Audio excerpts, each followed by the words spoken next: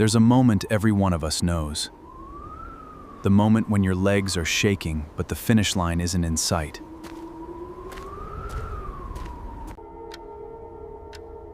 The moment when the diagnosis comes back, and you don't know what tomorrow holds. That's not a moment of weakness. That's the moment where strength is actually made, or revealed.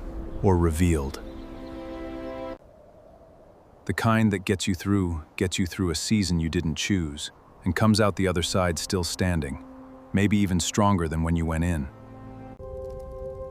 Let's start with David. Before he was a king, he was a shepherd boy hiding in caves from a jealous king who wanted him dead. By the time he wrote Psalm 18, he'd lived through betrayal, war, exile, and the kind of exhaustion that comes from years of running. The Lord is my rock, my fortress in whom I take refuge, my shield and the horn of my salvation, my stronghold. A rock doesn't move. A rock doesn't get tired. A rock isn't affected by the storm happening around it. It's the thing you stand on while the storm happens. David wasn't strong because he gritted his teeth harder than everyone else. He was strong because he had somewhere unshakable to put his weight.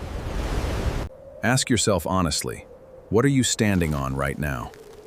Your own willpower? Your own resilience? Those things run out. Rocks don't. Here's the problem with human strength. It's finite. You can push through for a while, but eventually the tank runs dry. But those who hope in the Lord will renew their strength. They will soar on wings like eagles. Isaiah 40:30-31. They will run and not grow weary.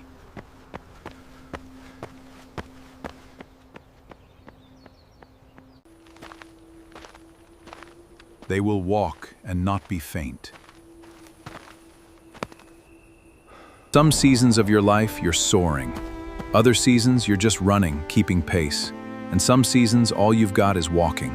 And the promise isn't that you'll never walk. That word hope there isn't wishful thinking. It's expectant waiting. It's the posture of someone who has stopped trying to generate their own power. Paul had what he called a thorn in the flesh. He asked God 3 times to remove it. And God's answer wasn't what Paul wanted. My grace is sufficient for you, for my power is made perfect in weakness. Therefore I will boast all the more gladly about my weaknesses, so that Christ's power may rest on me. You don't have to pretend you're fine to be used, to be loved, to be carried. In fact, the pretending might be the very thing standing between you and the power that's available to you. His power isn't looking for a strong platform. It's looking for an empty vessel. Consider it pure joy, my brothers and sisters, whenever you face trials of many kinds, because you know that the testing of your faith produces perseverance. Follow that chain.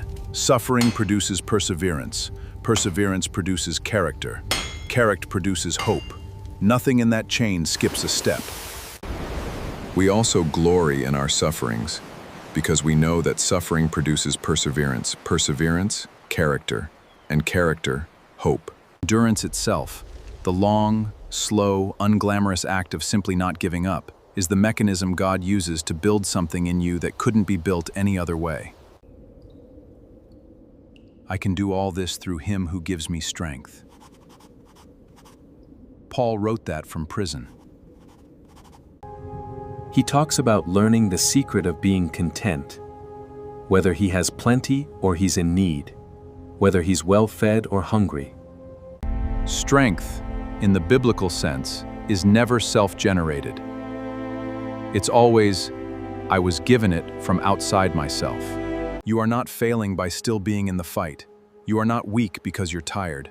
The very fact that you're still here, still walking, still holding on, that is strength. Not the strength you built. The strength that's being given to you, one step at a time, by a God who does not grow tired and does not walk away.